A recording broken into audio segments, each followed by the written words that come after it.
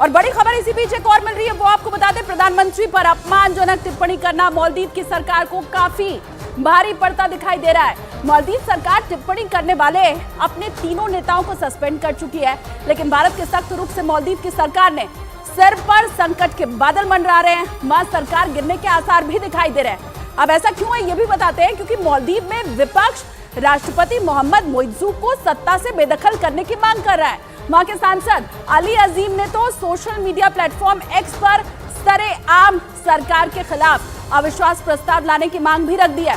उन्होंने लिखा है कि मालदीव के राष्ट्रपति मोहम्मद मोइज़ू को उनके पद से हटाने के लिए कदम उठाए जाने चाहिए, यानी कि भारत विरोधी रुख अपनाकर मालदीव की सरकार ही अब खतरे में पड़ गई है।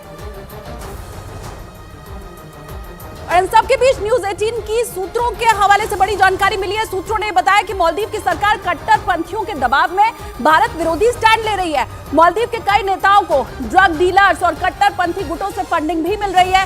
ये कट्टरपंथी गुट भारत से नफरत करते हैं और इसीलिए उनको खुश करने के लिए मालदीव की सरकार ऐसे कदम उठा रही है जो कि भारत के हित में कतई नहीं है, मालदीव के हित में तो बिल्कुल नहीं है।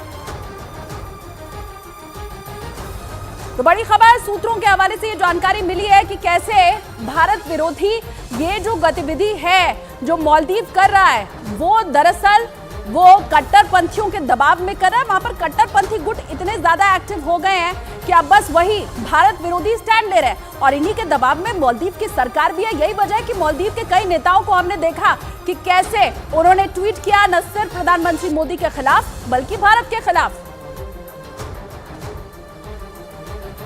और चलिए अब आपको बताते हैं पूरा मामला क्या है और आखिर ये शुरू किस तरह से हुआ। तस्वीरें आपको ये याद होंगी जो पीछे हम दिखा रहे हैं। प्रधानमंत्री नरेंद्र मोदी लक्षद्वीप पहुंचे हुए थे।